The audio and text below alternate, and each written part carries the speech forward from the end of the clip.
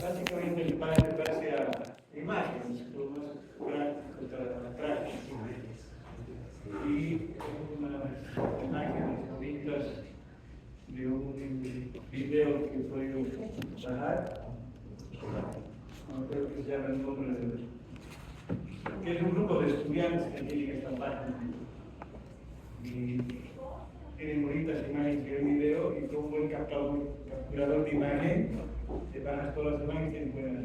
Entonces, ¿qué creen que es esto? A simple vista es de imagen, ¿verdad? Entonces, si bien es un poco brillante que vamos a detallar, pero no muy bien, esta sería parte de la corteza, y aquí en la parte central estaría la médula, que tiene un aspecto triangular, piramidal. Entonces, corteza, parte externa, parte rojiza, 90-95% de sangre, médula, parte interna, mucho más pálida.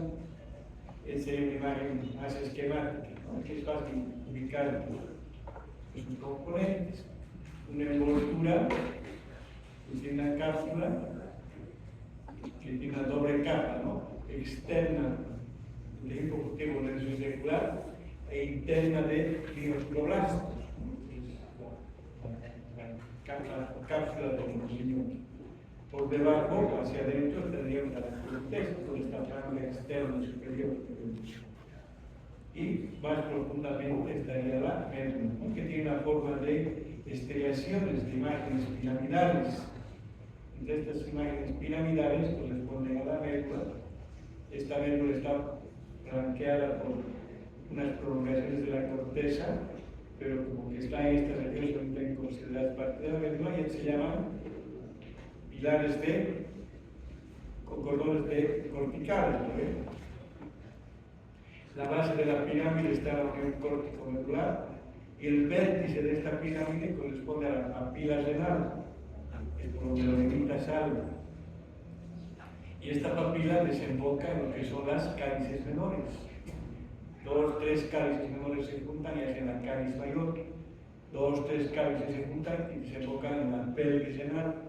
Y la pelvis renal es la parte ensanchada del ureter, ¿no? Es muy bonito que el pirámide renal, el pirámide renal Pisi, las columnas renales, columnas de Bertin, la papila, la área cribosa, la papila. Tenemos una lámina justamente del riñón que se ve esta papila, es una forma más completa descriptiva, ¿no? Del riñón. Toda esta parte es la corteza. ¿Qué hay en la corteza básicamente? Corpúsculos renales.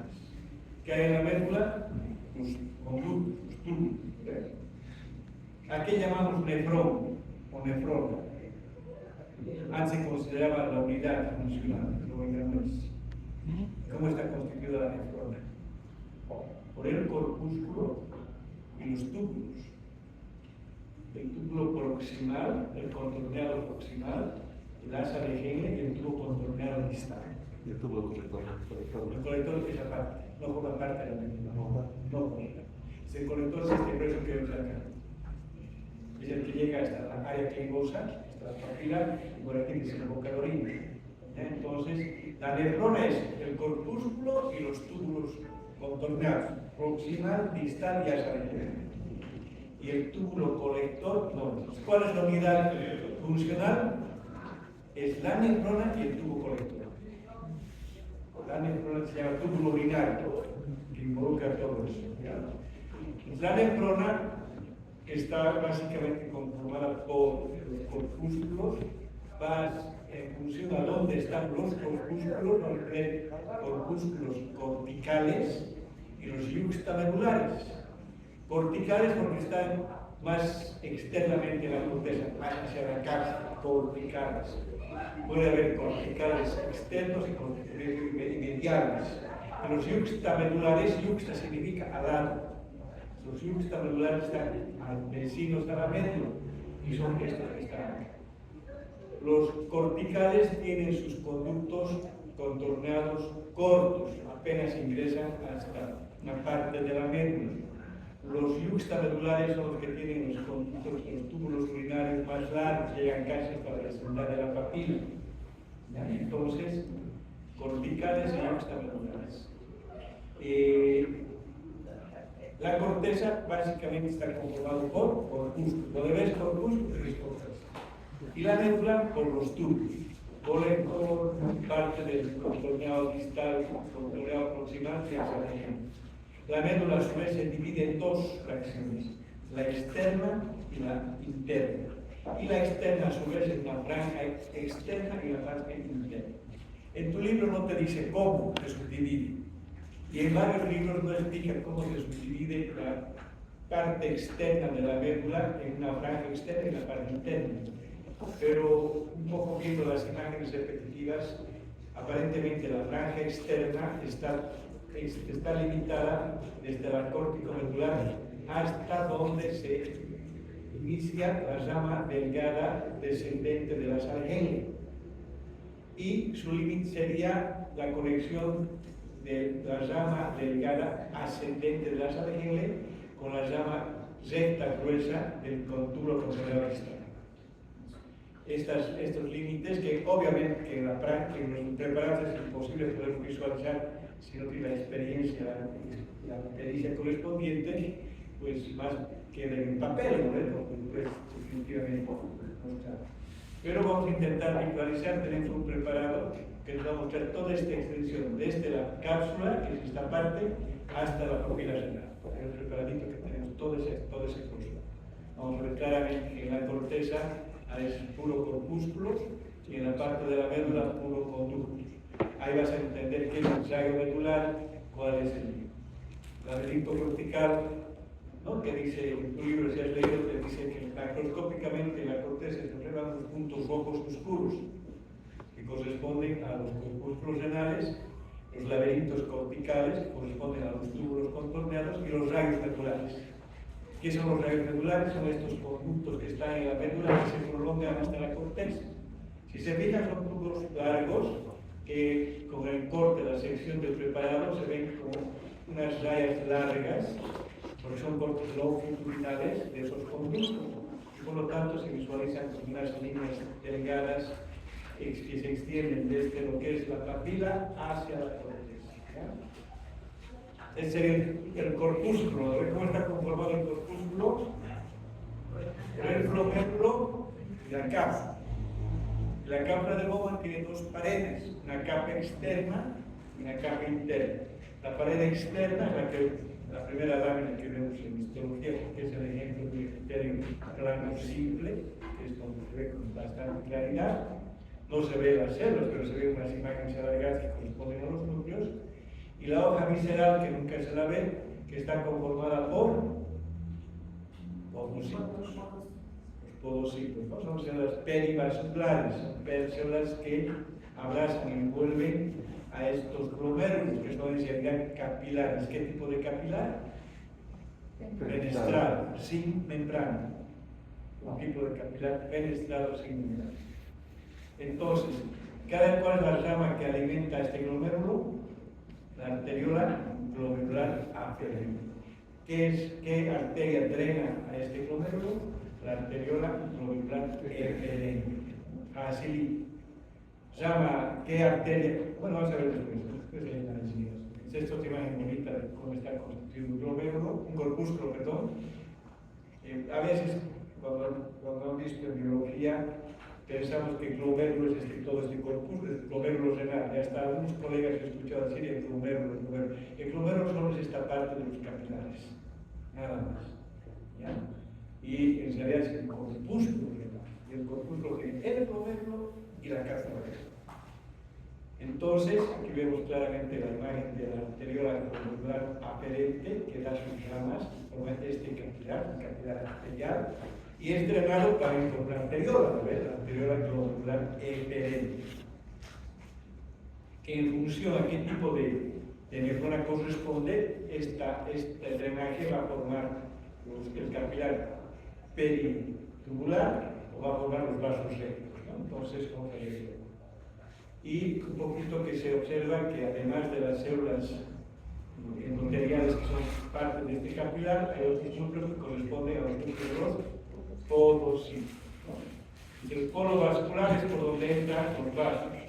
es importante en la práctica de conocer en la medida de lo posible estos polos vasculares, porque inmediatamente por encima que existiría el aparato yuxta y glomerular. El aparato yuxta significa al lado, glomerular al lado del glomérulo, ¿no? Y es cuando el túbulo contorneado distal pasa por su polo vascular y su corpúsculo, que sus células se van a diferenciar en las células de la mácula densa. Estas células de la mácula densa, como otras células, las yuxtaglomerulares externas y las mesangiales, van a hablar de se conoce como el aparato yuxtaglomerular, que básicamente ¿qué hace? Es el que regula la presión arterial, el que va a activar el sistema renina-angiotensina-aldosterona. Y el otro polo, en sentido contrario al polo vascular, es el polo urinario, que es por donde sale la orina. Hay una especie de transformación de un epitelio plano simple a un epitelio clínico simple, que es la pared del conducto del tubo urinario, el epitelio público. Entonces, esta porción que se conecta con el polo urinario es la primera parte del túbulo contorneado proximal. Este va a continuar luego con el túbulo recto o rama gruesa descendente de la asa de Henle, que se va a conectar con la rama delgada descendente de la asa de Henle, el asa de Henle y así. Luego la rama delgada ascendente de la asa de Henle, que se conecta con la rama gruesa ascendente del túbulo contorneado distal y el túbulo contorneado distal. Entonces, que se va a juntar con el túbulo coronal. Aquí es una secuencia de nombres simplemente que tienes que acordarte para poder describir a esta estructura, ¿no? Son bonitas, es una imagen también de un preparado con su representación esquemática. Entonces, este es el capilares, ese conjunto de capilares, la pared parietal, que es un epitelio plano simple, con su membrana basal y todo aquello que es subyacente, y parte del polo vascular, ¿no? Que vemos aquí una especie de pedículo que está ingresando acá. Por encima, ¿qué estaría entonces? El aparato yuxtaglomerular. Otra imagen bonita, miren, acá se ve el polo vascular, el polo urinario, pues una imagen excepcional para ver estos dos polos. Con nuestros preparados tenemos alguna imagen que nos muestra el polo vascular y claramente se observa por encima esta imagen que ven acá. Es el polo vascular y esto correspondería justamente a ese túbulo contorneado distal que está pasando la vecindad de estas dos arteriolas y sería entonces la mácula densa, que forma parte del aparato yuxtaglomerular. Ahí tenemos una imagen bonita, otra imagen bonita. Aquí está el polo vascular, el espacio urinario, vamos a encontrar una imagen donde está el polo urinario, que en estas imágenes nos está tratando de explicar lo que es la vasera de filtración, cómo estaría constituida la vasera de filtración, cuáles son sus componentes. Porque este glomérulo, que es un grupo de capilares, está envuelto o rodeado por unas células, que son los podocitos. Los podocitos característicamente tienen unas prolongaciones primarias que corren paralelos al eje mayor del capilar y unas prolongaciones secundarias que envuelven al capilar. Lo envuelven como si fuera una especie de prolongaciones digitales, ¿no? Como ranuras, y a veces se interdigitan como las del otro podocito. Y ahí van a formar unos espacios pequeñísimos que son las ranuras de filtración. ¿Cómo estaría constituido? Ahorita vamos a ver. Esta sería la vasera de filtración. Estas serían las células endoteliales en capilar fenestrado. Si es fenestrado, ¿qué tiene? ¿Cómo es esa pared? Tiene poros, tiene espacios. Tiene su membrana basal, o lámina basal que comparte con las células de todos los podocitos. Y estas imágenes que vemos acá representan las prolongaciones secundarias, las que interdigitan con otras. Esta es la vasera de filtración. Este es el espacio urinario, esta es la pared del endotelio, su lámina basal y las ángulas de las de los polos, ¿no? Las prolongaciones secundarias de polos. Hay una imagen microscópica, electrónica, que es muy bonita, miren, así debe ser conocido. La primaria son las secundarias, que dan esas ramitas que se van entrecruzando con las otras. Entonces, por esas ranuras, ¿qué cosas solo se filtran por esas ranuras? Solo plasma, no salen elementos fórmicos, no hay cordón, no salen los glóbulos rojos, los blancos, nada, ni tampoco las proteínas, ¿sabes? Entonces, el líquido extracelular, que es por la orina que salía de ese informe, ese líquido que está aquí en este espacio urinario, tiene casi la misma composición que el plasma sanguíneo, excepto que no tiene elementos fórmicos, tampoco hay proteínas. Por lo tanto, estas características de composición de sus componentes del soluto es la que va a determinar los tipos diferentes de presión que existe acá. Y ese juego de presiones es la que va a permitir el filtrado, la salida del líquido del torrente circulatorio al espacio urinario. ¿Ya? Hay una diferencia de presión. No sé por qué se ha prendido mi cámara. No le ha apuntado nada. Está con virus, está mal. Y entonces es la bonita imagen. Doctor, esta es la, ¿qué sería esto? También es la membrana basal, la membrana glomerular. Hay una membrana basal que también es extremadamente compleja. Todos los tejidos epiteliales tienen una membrana basal, ¿eh? Una parte que es formada por el epitelio y otra parte que es formada por el tejido conjuntivo. Esta membrana basal glomerular tiene tres componentes: una capa interna que es la lámina densa y las periféricas con las láminas raras, ¿no? Básicamente constituidas por elementos bastante específicos, ¿no? Por ejemplo, la lámina densa tiene colágeno tipo 4. Vamos a ejemplo, en otras partes es una pregunta típica que hace. ¿Qué tipo de colágeno existe en la lámina densa de la membrana basal glomerular? Colágeno tipo 4. Las externas, las raras externas e internas, que tienen básicamente estas macromoléculas, ¿no? Cada sulfato, la cama, que están pues, presentes en esta ladera y con basera física, también filtro y ion.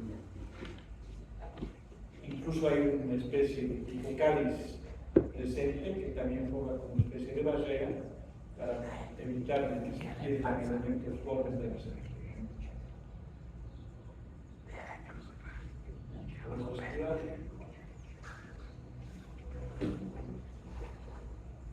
A ver dónde están. Y este es el famoso aparato extracolumnar. Está formado por las células de la mácula densa, por las células mesangiales extracolumnares y por las células yuxtacolumnares, ¿no? Que son células musculares caras de la arteriola aferente y también de la arteriola. ¿Y las mesangiales qué origen tienen? ¿Alguien se acuerda? Se dice que los elementos del tejido conjuntivo de la arteriola no llegan a penetrar al corpúsculo, no entran dentro de la cápsula y solo se desplazadas por las células mesangiales, intracolumnares y extracolumnares. Las intracolumnares funcionan como fagocitos, fagocitan una serie de sustancias dentro del glomérulo, y las extracolumnares se quedan en esta parte superior del foro vascular, que forma parte del aparato yuxtacolumnar.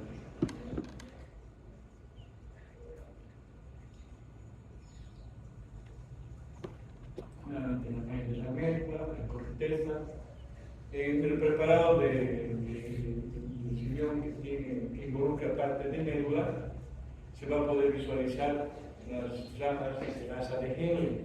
¿Cómo vas a visualizar?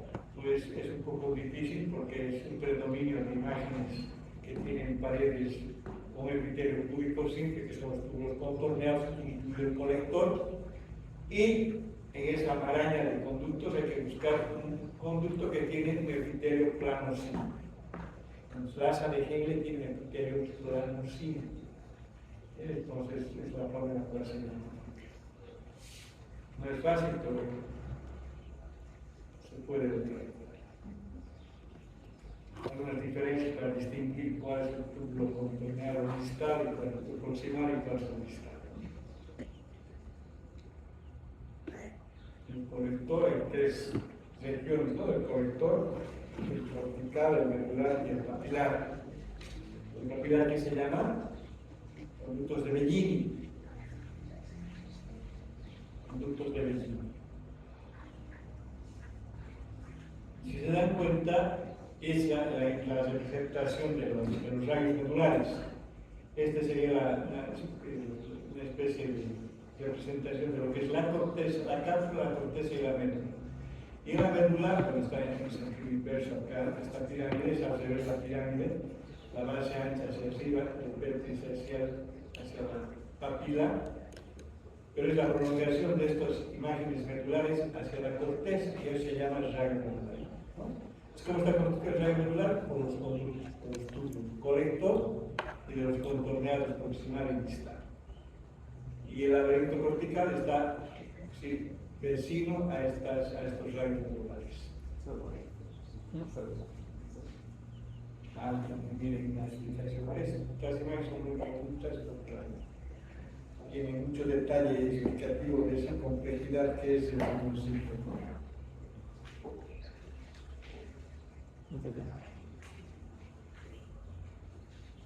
Y este está en un video, pues el video explica con más detalle todos estos aspectos. Tenemos una lámina que tiene esta imagen, que es la parte medular que se angosta y termina en lo que es la papila renal, y esta papila como que entra en el otro espacio que se llama cáliz menor, ¿no? Que es la suma de la conjunción de 2, 3 cálices menores que forman un cáliz mayor, 2, 3 cálices mayores desembocan a la apéndice renal.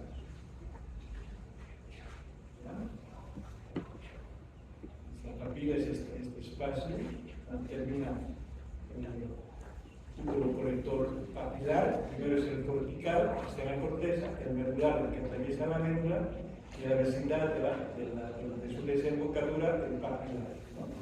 Que es donde termina la lámina cribosa, y es el que se encaja en un espacio en forma de embudo, que sería la cáliz menor, la cáliz mayor, la apéndice renal y el ureter. Este es un ejemplo. Miren, este sería la papila. Aquí se ve el rayo medular, los conductos que se centran en esta región, es un epitelio de transición, y esta sería la parte de la cáliz menor, cáliz mayor, y luego ya la apéndice renal. Es muy importante en el riñón conocer la irrigación arterial. Y la irrigación arterial parte de qué arteria? ¿Qué arteria irriga el riñón? Se llama de quién es la segunda. Directamente la aorta abdominal, ¿vale? Por eso tiene una fuerte presión, casi horizontal, ¿vale? Como que es así, como un chorro potente. Entonces esta arteria se va a subdividir en ramas, es la característica de las arterias, y primero se va a dividir en un ramo posterior y un ramo anterior, y luego las segmentarias, ¿no? Las segmentarias luego entre las lobales, las interlobales, y en la vecindad de la región córtico-medular, esta arteria como que hace una flexura, se dobla, y esta arteria se va a llamar arciforme, o en algún libro se llama arcuata. Y de aquí van a partir las ramas interlobuliares.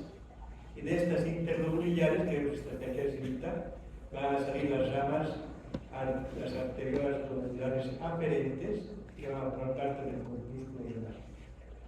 Y van a ser estos corpúsculos drenados con las arteriolas lobulares eferentes. Que si la nefrona es cortical, estas ramas que drenan el primer lo van a formar el plexo ventricular, y si la nefrona es yuxtaglomerular van a formar los vasos rectas, ¿no? Arterias arteriolas se llaman las rectas, que también forman parte de ese conglomerado de vasos, que es la que va a pues, drenar y formar parte de esta irrigación que decimos. Luego vuelve la sangre, se da por vasos que tienen la misma denominación que las arterias, las interlobrillares, las segmentadas, las acciformes, las interlobares, directamente luego a la vena renal, y la vena renal, la vena cava inferior, ¿no ven? ¿Eso lo han visto en anatomía o no todavía? Sí. Esa es una bonita, casi parecida a esta imagen para que tenemos, no tiene esta perfección de la papila renal que está en este lugar, pero hay una imagen que se insinúa muy claramente de esta forma, ¿no? La cápsula, la corteza, la médula. La cápsula, la corteza, la médula.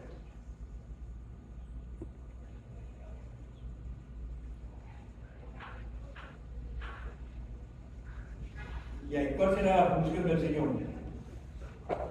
Filtrar. O mejor, del aparato urinario, ¿cuál es su función? ¿Para qué sirve? ¿O no sirve?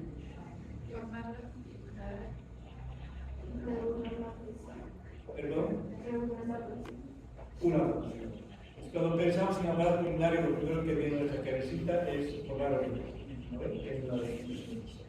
¿Y con la orina qué se elimina? Desechos. Se echan todos los productos finales del metabolismo de las proteínas, de las grasas, se elimina amoníaco, urea, productos nitrogenados, sustancias tóxicas, son eliminadas mediante la formación de la orina. Y es por eso que cuando se enferma el riñón, ¿qué es lo que primero falla en esa persona cuando tiene insuficiencia renal? ¿Qué es lo que más esa persona? Morir. Porque están dañados sus corpúsculos, no puede tomar orina. ¿Y qué pasa con las sustancias tóxicas? Se acumulan y eso mata a las personas.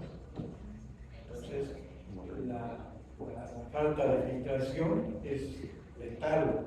¿Y qué tratamiento hacen estas personas? Los diálisis, aunque no.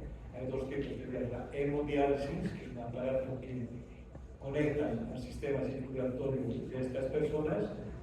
Cuando no hay platita y con las máquinas están todas llenas, hacen la diálisis peritoneal, que es algo parecido, pero colocan unas sondas en la pared abdominal, meten un líquido ahí adentro y lavan la pared peritoneal, por otro lado extraen. Y es extremadamente doloroso y complicado, que estén metiendo sondas y que estés ahí con tus heridas semiabiertas porque traigan esas fístulas. La hemodiálisis también conlleva un riesgo porque se hacen unas fístulas especiales donde conectan las sondas de la máquina, y lo que hace la máquina es reemplazar lo que hace el funcionamiento renal, como que filtra la sangre de esas sustancias tóxicas, ¿no? ¿Qué prueba ustedes se acuerdan o conocen o han escuchado que mide la función del riñón? Cuando uno va al médico, el médico de rutina te pide unos exámenes, hemograma casi siempre. Pero hay una prueba que también siempre, glicemia siempre pide. Y junto a la glicemia, ¿qué pide? Creatinina. Es una prueba que te mide la función renal, es la creatinina. Y tiene un valor específico, 1.1 a 1.1, eso es normal. 1.2 ya hay lesión mínima. 1.3, 1.4 y ya está dañándose el riñón. Y los renales crónicos llegan hasta 9, 10, 11, 12 de creatina, cifras casi incompatibles con la vida. Cuando encuentran creatinas por encima de 7 es hemodiálisis de urgencia. Si no se muere esa cosa. Y es porque es tan delicado el funcionamiento del riñón que no se puede reemplazar de otra manera, ¿no? Pero además de filtrar orina aquí, o de producir orina, ¿qué hace el riñón? Lo que ha dicho su compañero, controla la presión arterial. ¿Cómo controla? Activando qué? ¿A través de quién? Del aparato yuxtaglomerular. El aparato yuxtamolecular es el que detecta si en la sangre hay mayor o menor cantidad de sodio. Cuando se da cuenta que no hay mucho sodio, activa ¿qué sistema? Adenina angiotensina. Lo primero que se libera es la adenina. ¿Y qué hace la adenina? Como que escinde, corta al angiotensinógeno y lo vuelve angiotensina 1. La angiotensina 1 es un vasoconductor débil, no es potente. La angiotensina 1 necesita la activación por otra enzima que se llama ECA, la enzima convertidora de angiotensina. ¿Dónde hay alto ECA? En el pulmón y en otras células, pero básicamente en el pulmón. La angiotensina 1 lo que hace es convertir la angiotensina 1 en angiotensina 2, que es el potente vasoconstrictor. Ese sube la presión. Cuando se consideró, se la mencionó nuevamente a este receptor de ECA con el COVID, este coronavirus entrado al organismo justamente por este receptor de la ECA en pulmones. ¿Ya? Pero no ha provocado cuadro pulmonar, son cuadros sistémicos. Luego vendrían las vías urinarias, ¿ve? Que estarían controladas por los uréteres, la vejiga y la uretra. Básicamente son tubos que tienen una pared y esa pared tiene capas. El uréter, ¿qué capas tiene? Tiene mucosa, que está revestida por un tejido, en este caso la mucosa que tiene un tejido epitelial, el tejido no hay submucosa, no hay muscular de la mucosa, directamente hay una muscular. ¿Ya? Y finalmente hay una armentación.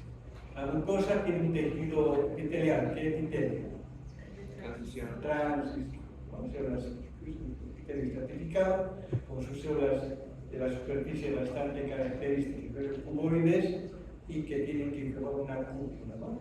Otros epitelios son planos a ese nivel. En este caso es cuboide. Luego tiene la lámina propia, gruesa, que es el tejido conjuntivo nervioso y celular, y una capa musculatura lisa. ¿Cómo está dispuesta la musculatura? A lo contrario del intestino, es decir, circular externa y longitudinal interna, en sentido punta. Pero solo en los 2 tercios superiores, porque en el tercio inferior se agrega una tercera capa. En el tercio inferior es longitudinal interno, circular media y longitudinal externa. Entonces, contrariamente a lo que uno puede pensar, la orina no baja por gravedad, baja por efecto peristáltico. Entonces la orina se acumula en este pelvis como un embudo y la contracción del uréter permite que se desplace desde esta pelvis hasta la vejiga. Y en la vejiga realmente ahí sí se almacena y se almacena hasta un punto en el cual la presión vence al esfínter interno, que es involuntario. Pero ahí tenemos nuestra salvación, el voluntario, ¿no? Que es el que nos permite a veces aguantar y poder correr hasta un baño, si no, estaríamos en problemas. Este otro esfínter se vence fácilmente por la presión, pero el externo, que es musculatura esquelética, es el que controlamos, ¿no? Y es el que abusamos, porque hay gente que por fines laborales, como que se aguanta y hace unas salataditas y hace muchas cosas, y hace que se detenga, que se pierda el reflejo de la micción. ¿Y qué provoca eso? Que las paredes de la vejiga se vuelven laxas. Había un biólogo que decía, se vuelven liquichiris, que significa que todo, como un globo inflado y que se queda así todo flácido, ¿no? Ya no hay la tonalidad, la fuerza para poder expulsar la orina, y es porque este esfínter trabaja tan eficientemente que mantiene por mucho tiempo la orina dentro de la vejiga y sus paredes como que se deforman. Las personas que tienen problema de próstata, los varones, es típico y bien común, y es una recomendación que usted decía como futuros profesionales de salud. Si alguien escucha que tiene problema prostático y no se hace un tratamiento correspondiente, puede que cuando se anime a la cirugía su vejiga ya no sirva. Por tanto, como siempre va a estar cerrado ese esfínter, ¿qué va a pasar con la vejiga? Siempre va a estar distendida. Al estar siempre distendida, sus paredes se van a volver muy flácidas.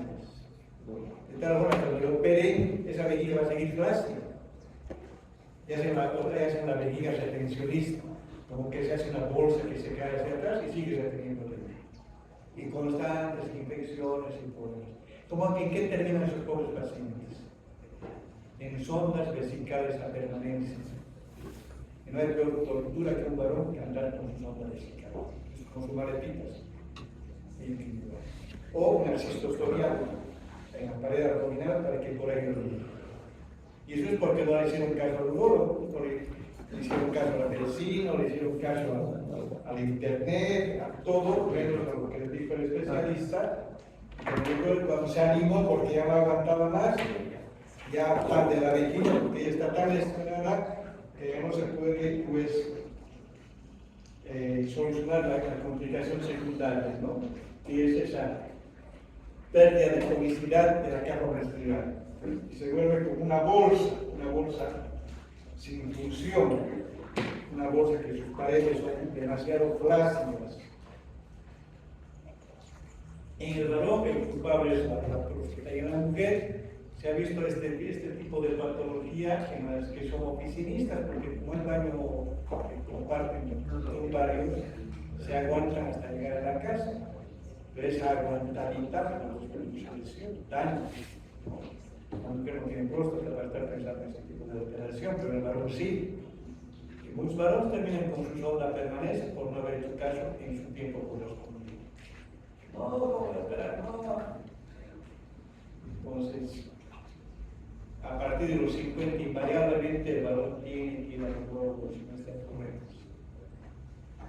Porque no necesariamente es una hiperplasia la que está provocando, puede ser un cáncer. Hay mucha gente que se ha confiado ya terminando con cáncer. Y el cáncer prostático es relativamente frecuente. Entonces, uno que está en salud, que llega a este extremo, hay médicos que han llegado a tener problemas de cáncer, porque no hicieron las cosas como corresponden. Un médico muy bueno que tenía en Cochabamba, que se hace en San Antonio, que por un problema de cáncer de próstata, ya, entonces, tampoco la situación es tan dramática, pero hay que tratar siempre de ser, de cumplir las órdenes. Usted, como médico, va a tratar que cumpla lo que usted recomiende, ¿verdad? Qué triste es que le digas algo a un paciente y que no te haga caso, que te regrese cuando ya no puedes hacer nada. Bueno, entonces eso sí que es dramático.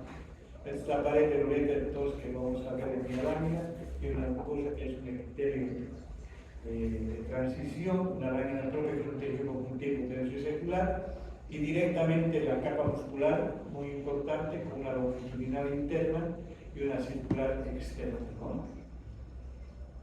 Pero aquí vemos tres capas, por lo tanto este es el tercio inferior.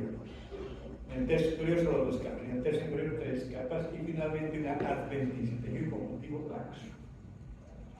Ya, entonces vamos a verlas. Vamos a subir esta lámina, estas imágenes para entender que son bonitas, muy prácticas. Y entonces, dentro de nuestro laminario que tenemos en la materia, tenemos estas láminas que son del señor Violet.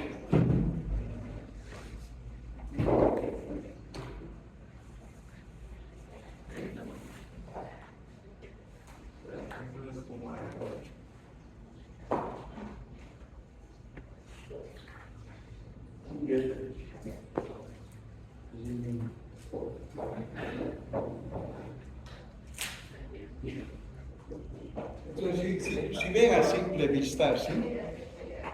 A contraluz, como que se ve la pelvis, ¿no ves? Entonces sería la cápsula, la corteza, la médula y esta es la pelvis renal. ¿No? Entonces es una bonita. Este es un vamos a ver. Al otro lado vamos a ver. Este es con casi todo el espesor de la pared del riñón.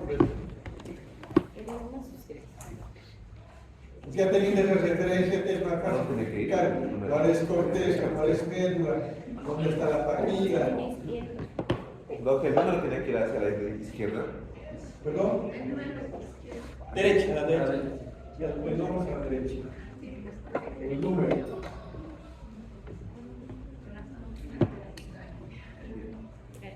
Que a este señorcito es puro corteza, no tiene esas características. Y allá vas a colocar los dos suretes. Y es que con 4.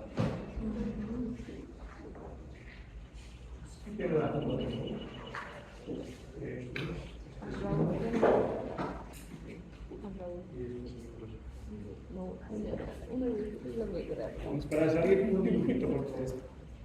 ¿De cualquiera? De cualquiera. Eso es lo yo. Siñón.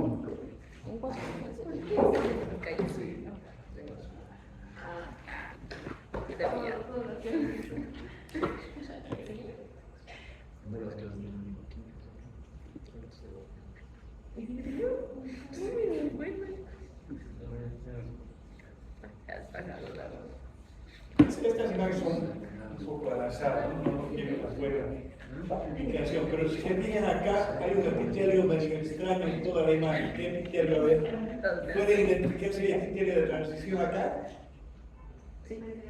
Acá, miren, este aquí es un epitelio de transición. A ver, el epitelio vertical con ser cúbicas, y las de arriba igual son cuboides. Entonces, por acá, la vecindad de esta imagen tiene que estar la papila solar. Donde termina ese cono de la pirámide solar.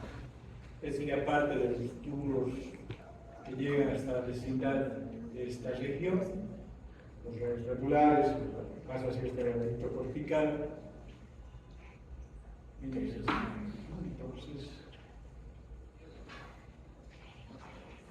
este es otro episodio de la cápsula, bastante gruesa, y esta parte algo de y se ha agotado su habilidad. Uretes.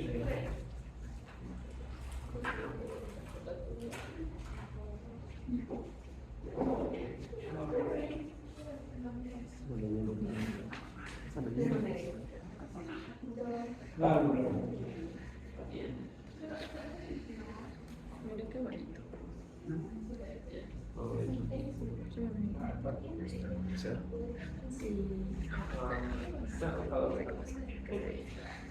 Qué lindo es la mierda.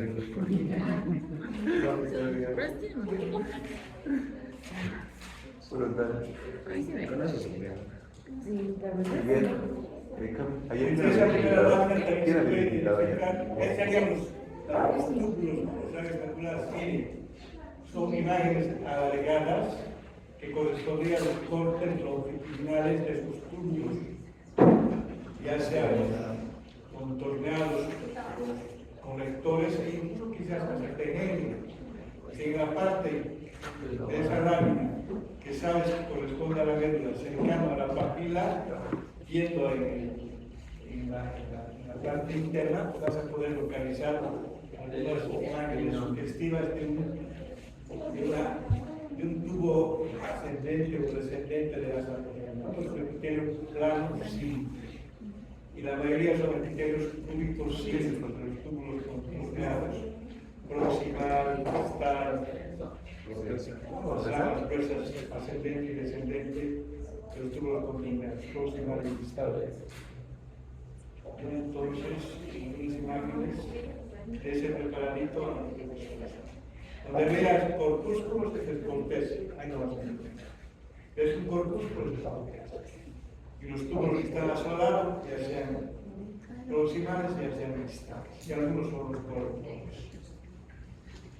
En algunas imágenes se puede visualizar, sobre todo en la segunda, en segundo preparado del riñón, una imagen con un polo vascular, y por encima del polo vascular estaría el aparato yuxtacolumnar.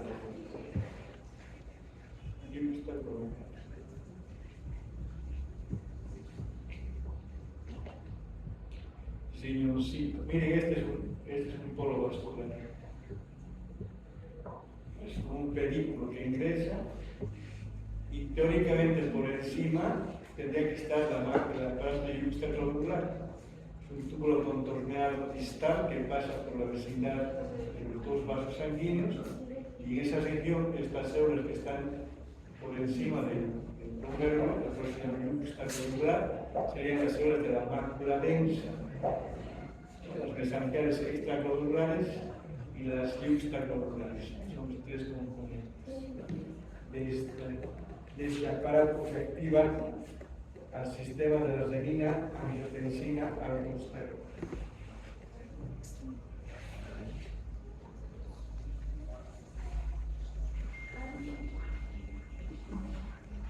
Hay un aumento que bonito se ve para la capa parietal, ¿no? Los podocitos no se pueden ver, ¿no? ¿Perdón? Los podocitos. Tendría que estar ahí, pero igual, quizás el que está más periférico, más precisivo.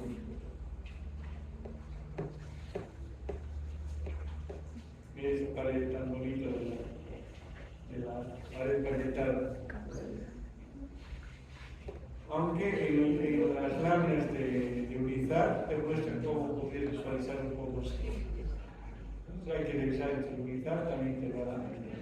Lo otro preparado es más que todo corteza, cápsula de corteza, que es puro corpúsculos y túbulos, toda su extensión.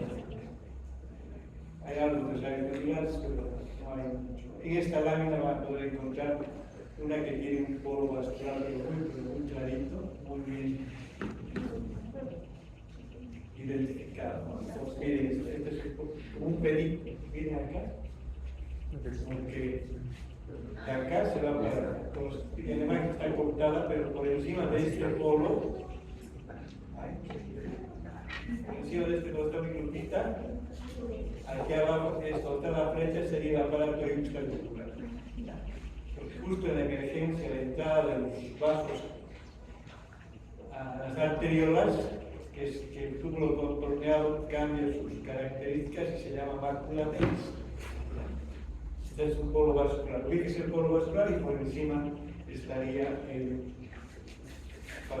dentro de este glomérulo, algunos núcleos son las células endoteliales. ¿Cómo podría saber cuáles son las endoteliales? Pues los núcleos alargados, que es la célula plana. Y los redondos serían los núcleos podocitos, ¿no? Que están abrazando a los capilares.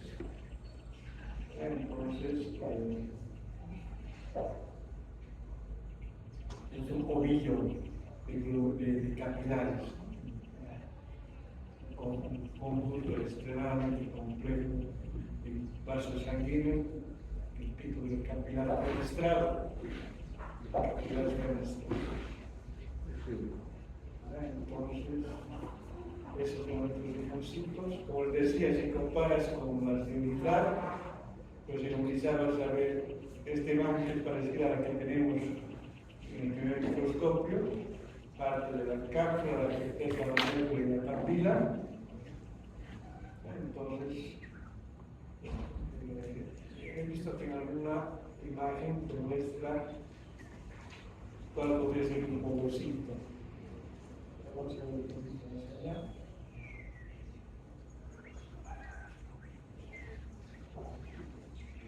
Las iniciales.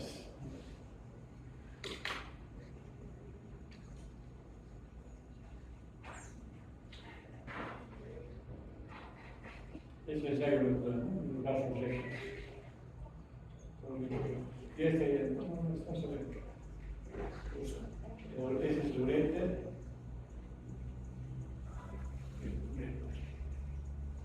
Vejiga y uretra. Ya. ¿Dónde he visto los dos?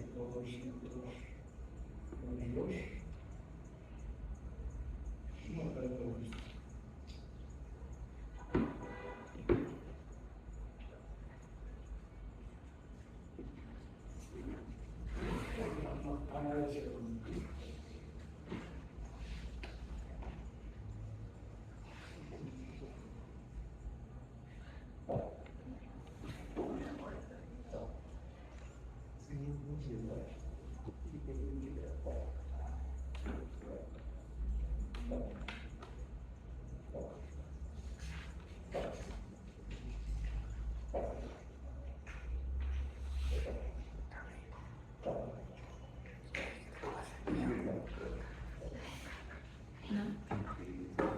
¿Cómo quiere el día?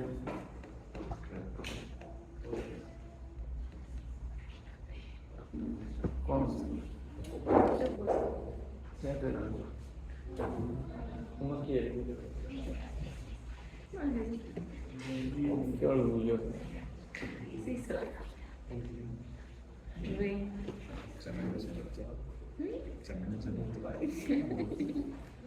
Ya me provoca.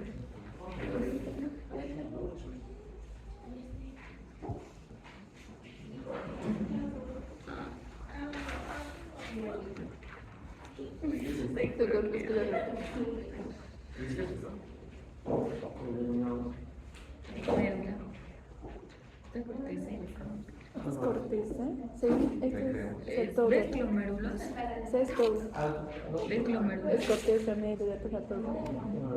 Ahí se ve todo. O sea, dijo que era todo, no de toda la capa. Eso dijo que eso es todo corteza.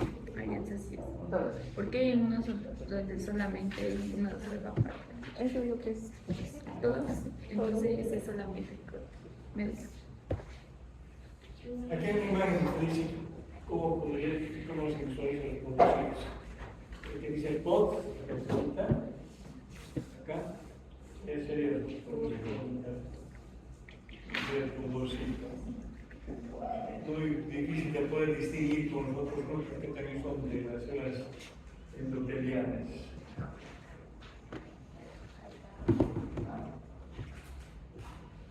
Todos los sitios.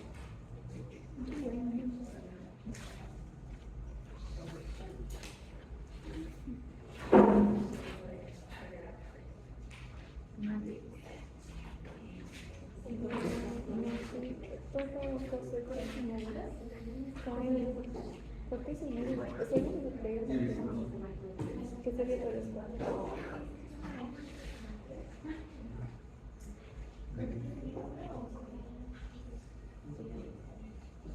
Esto no sé.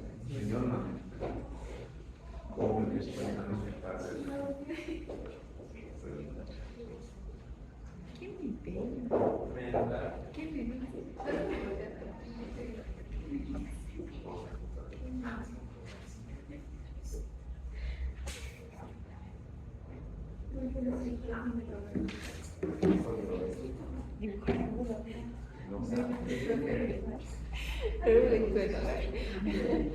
Quiere matar a todos.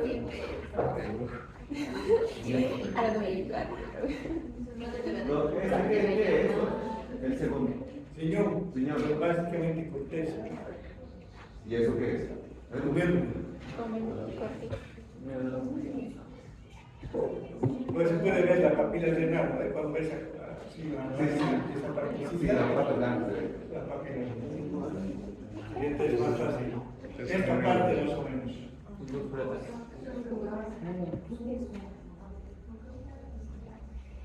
Está.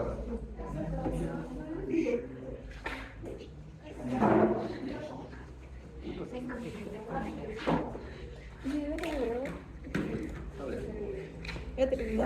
Ya te voy a hacer la portera de garganta. Me tienes que dejar rápido. Que digo una vez.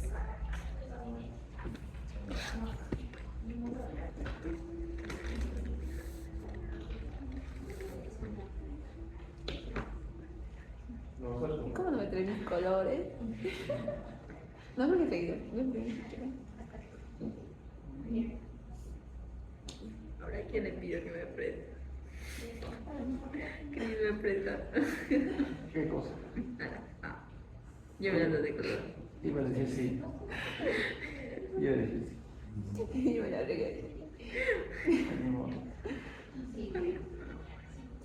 Ya queda.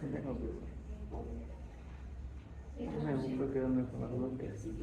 No quiero. ¿Por qué es de droga?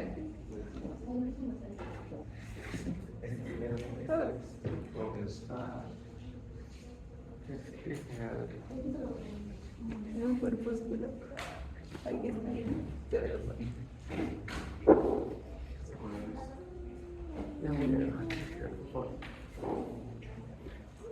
Y te sacó papel con 6 en la casa. Algunos.